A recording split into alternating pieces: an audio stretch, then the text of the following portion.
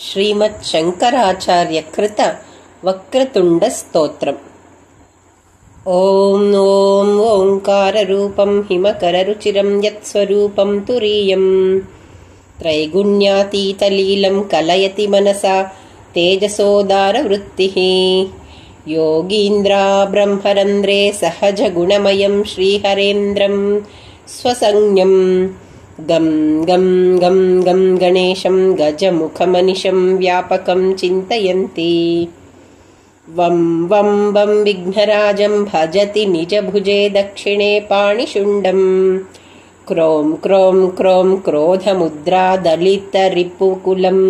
कल्पवृक्षस्य मूले दं दं दं दन्तमेकं धदतमभिमुखं कामधेन्वादिसेव्यम्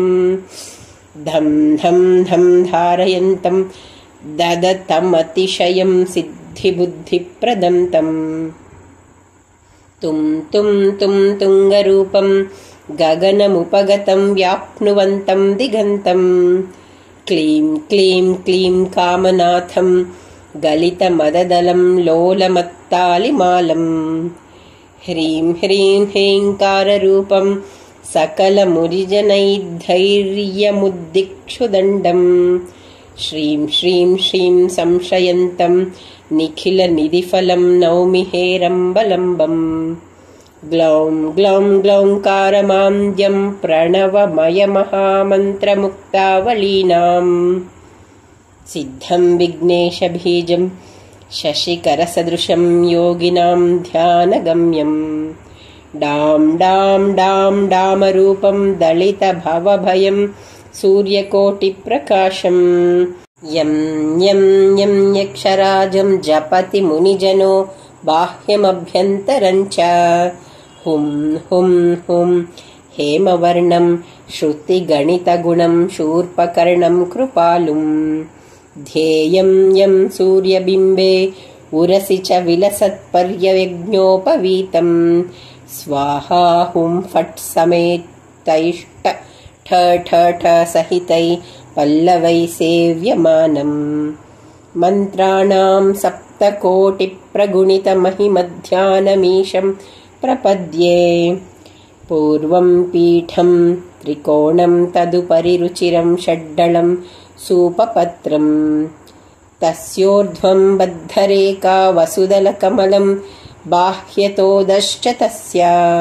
मध्ये हूङ्कारबीजं तदनु भगवताश्चाङ्गषट्कं षडस्रे अष्टौ शक्तैश्च सिद्धिर्वटुगणपतेर्वक्रतुण्डस्य यन्त्रम् धर्माद्यष्टौ प्रसिद्धा दिशि विदिशि गणान् बाह्यतो लोकपालान्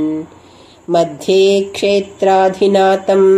मुनिजनतिलकं मन्त्रमुद्रापदेशम् एवं ये भक्तियुक्तो जपति गणपतिं पुष्पधूपाक्षताद्यै नैवेद्यैर्मोदकानां स्तुतिनटविलसद्गीतवादित्रनादै राजानस्तस्य भृत्या इव युवतिकुलं दासवत्सर्वदास्ते लक्ष्मीः सर्वाङ्गयुक्ता त्यजति न सदनं किङ्करा सर्वलोक पुत्रा पौत्रा प्रपौत्रा रणभुवि विजयो द्यूतवादे प्रवीणो यस्येषो विघ्नराजो निवसति हृदये भक्तिभाजां स देवः इति श्रीमच्छङ्कराचार्यकृत वक्रतुण्डस्तोत्रम्।